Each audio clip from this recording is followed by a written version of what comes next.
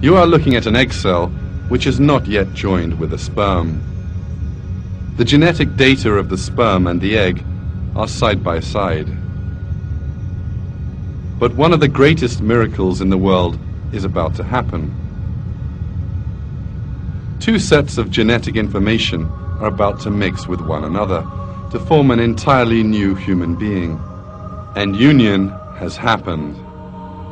Shortly after fertilization, the cell will perform another very surprising action. It divides and two new cells form. Then these cells divide again and become 4 cells. The construction of a new human being has now begun. At this moment, you're seeing the journey inside the fallopian tube of the constantly dividing and multiplying cell. This collection of cells is known as a morula.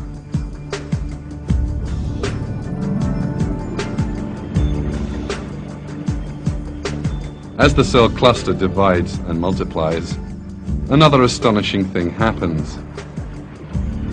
Some cells start to grow different to others. The old cells gather in the center, and these are surrounded with the new cells, which are growing into a different kind of cell. A short time later, the group of cells in the center will form the embryo. In other words, the first cells of the baby to be born. And the group of cells around these will form the placenta, which will nourish the embryo. Cells beginning to grow different from one another and deciding to form the embryo or the placenta is accepted by the world of science as a great miracle. There is a secret order which makes these cells do this.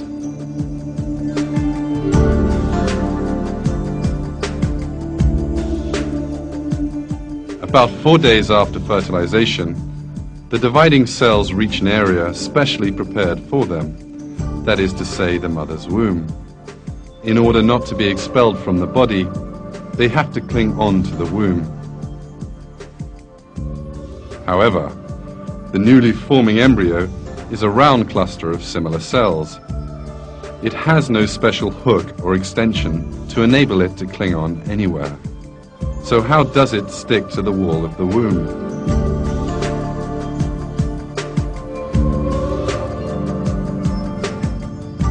This too has been taken into account.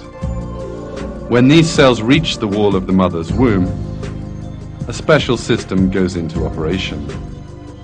What you're now seeing is a cell cluster which has just reached the mother's womb, seen now under an electron microscope.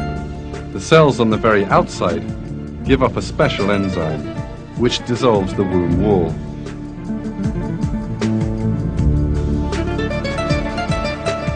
In this way, the cells cling tightly to the womb and avoid being expelled from the body. The presence of these cells, which are both in the right place and which release the necessary enzyme, once more reveals the perfection of creation. Thanks to this flawless creation, the cell cluster is buried in the wall of the womb.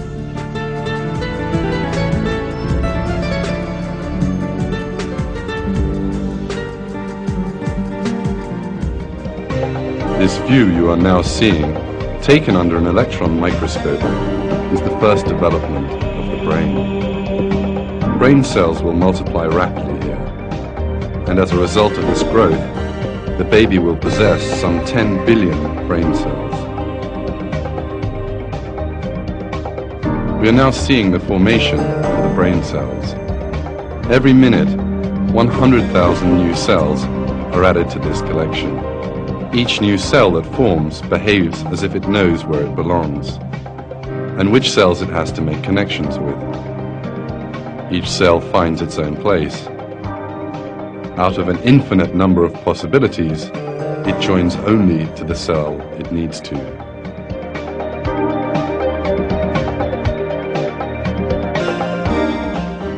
There are 100 trillion connections in the human brain. In order for brain cells to be able to make these trillions of connections properly, they need to demonstrate an intelligence far superior to that possessed by humans. However, cells have no intelligence at all. And not just brain cells. Each of the dividing and multiplying cells in the embryo heads from the place where it first formed straight to the point it has to occupy, and each one finds the place designed for it. And here, whichever cells they have to form connections with, they also do. So who is it who makes these cells, which have no awareness, follow this intelligent plan?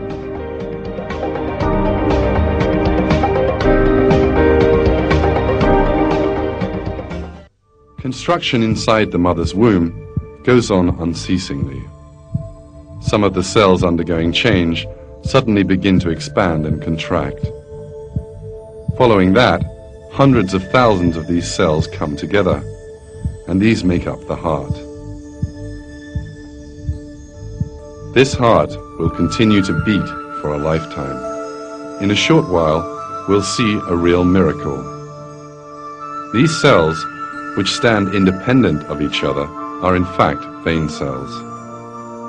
Then these cells suddenly start to join onto each other and form connections between themselves, and the cells form the veins. Let's see that magnificent sight again.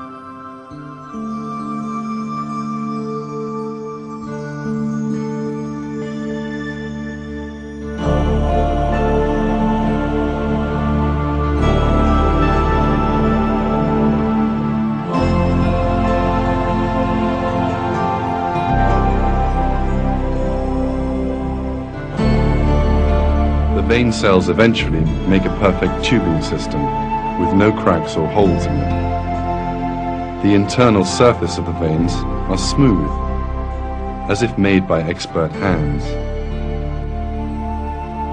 This perfect vein system will soon begin to carry blood to every part of the baby's body. The length of the vein network is more than 40,000 kilometers. That is almost as long as the circumference of the Earth. Developments in the mother's womb go on non-stop. In the 5th week, the embryo's arms and legs become visible. This bump will later turn into an arm. Some cells will then begin to form into hands.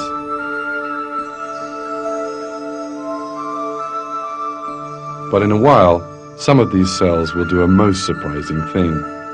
Thousands of them will commit mass suicide.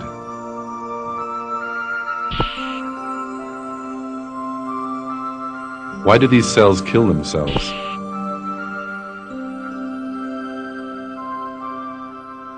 The dying cells perform a crucial function.